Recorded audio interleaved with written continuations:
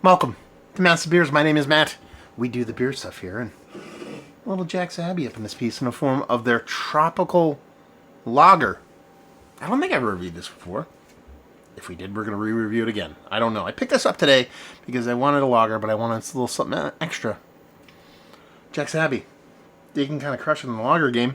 And tropical lager, that's kind of what I'm going for. Plus, it is relatively fresh. This has a canned on date of less than 2 months ago. That's actually kind of really fresh when it comes to Jack's Abbey stuff. Even though they do sell a ton of beer down this way and they release a ton of stuff, it usually trickles out a little bit later, at least it seems to me. So grab this. I think I want to say it was like $10 or something like that. What does it say on here?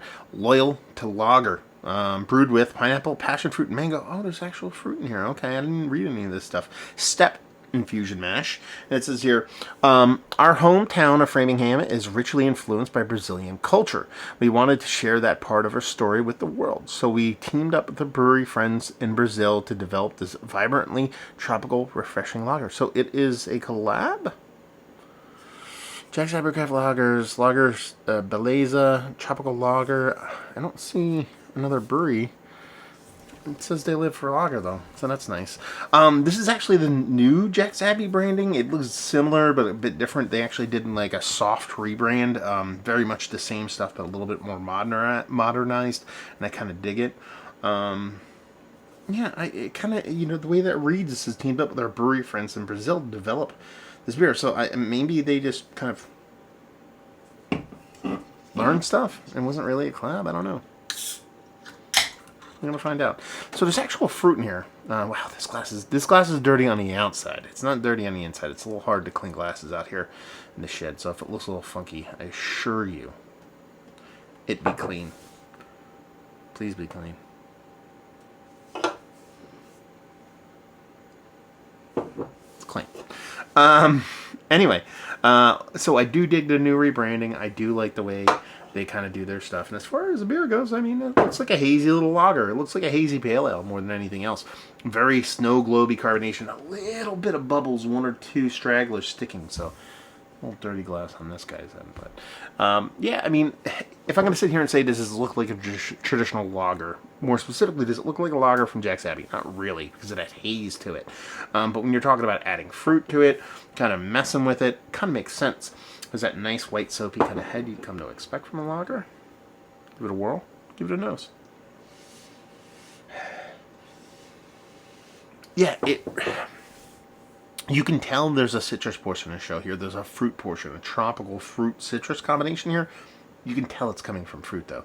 There isn't a big kind of hop presence to this. It's more of a soft, fluttering kind of fruit juiciness. Like if you ever walked into a room where someone just squeezed a bunch of juice or fruits to create juice, and you can smell it in the air. It's that kind of thing as opposed to an actual taste kind of thing. Soft, fluttering, like I said, tropical fruit / pineapple citrus kind of floating around there. A little bit of sweet maltiness. Done and done. Yeah, it smells like summer. Let's put it that way. Let's dive in. Cheers.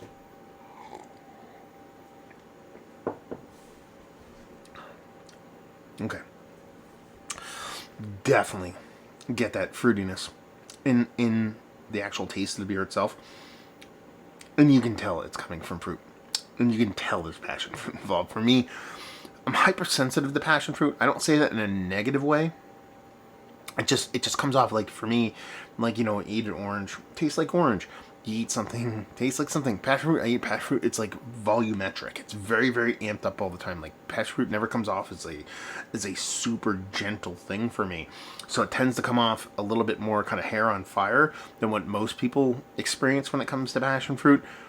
It's not hair on fire here, but it's much more readily pick-outable. Those are words. And, I don't mind that here. Because it seems like it's like a second or third player in their mind, but for me, it kind of tiptoes towards the top, but it still doesn't get overbearing. It does make this a little bit more fruit juicy than actually beer. You get the lager here. You get the cleanliness that Jack's Abbey is known for. You get the well-madeness of the beer here itself. When you add those other components on there, when you add that fruit juice on there, it comes off as a fruited lager but that passion fruit does take it up a notch for me and makes it a little bit more kind of like highbrow Radler-ish in a sense. Yeah, I actually really do dig it. It comes off like super duper summery. Absolutely 100% summer in the glass. But it's just that passion fruit that really kind of makes it that kind of like hipster Radler. I don't know how you want to phrase that.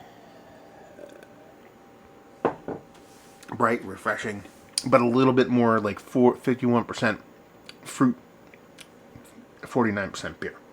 If that makes any sense. Now, if we're going to put that in the kind of context, fruit smoothie beers are like 99% fruit. And then 1% beer. I think I'm being generous there. So I'm not sitting here saying this doesn't have beer vibes to it. It doesn't come off as a beer. It's a beer through and through. But you can absolutely 100% tell that the bulk of its personality comes from that fruit juice. Now, listen. You're talking about a relatively... I didn't actually call it the ABV. 4.5%. You're talking about a relatively low ABV lager. There's not a ton of play there for something to overwhelm the beer itself. It's a 4.5% lager.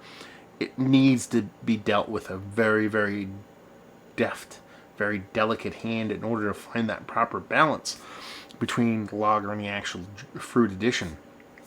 And I bet you someone that isn't as kind of sensitive to passion fruit as this dude is probably comes off a more like 51% beer and 49% fruit juice or something along those lines. It's just with me being very sensitive to passion fruit, that's how it comes off to me. Now, when I do the whole fruit smoothie thing, a lot of times I'm like, well, it's not really beer. It's just a really good beverage, tasty beverage that happens to be in the beer orbit. This is beer, like I said. It just has that little bit more going on with it. That's why I kind of call it kind of like a Radler-esque kind of thing going on. But you strip away this kind of posturing, whether it's a beer or not, and just strip it down to, is it a tasty beverage? Absolutely. Is it summer in a glass? Absolutely. Am I glad I have a 4-pack of this? Absolutely. I just said absolutely. I'm that guy. Anyway, but yeah, I think it's tasty. I think it's fantastic. And at $10 as a summery drink, you're going to be super hard pressed to find something better. If, some people just don't dig on beers like that. Obviously, that's the case. You're not going to love this. But if you dig on lagers, you like a fruit addition, and you're not afraid of that combination that doesn't make up a fruit smoothie beer, then you'll definitely dig on this. So there we go. Let's talk about it. Jack's Abbey. Have you been to the brewery? I have. Great little pizzas. And have you had their beers? Have you had this particular beer this season or any other time? Please let me know. We want to talk about that stuff, all that stuff down there. There you go. Hopefully you guys enjoyed the review. Hopefully enjoying a little bit of Jack's Abbey. We'll see you next time. Cheers, y'all.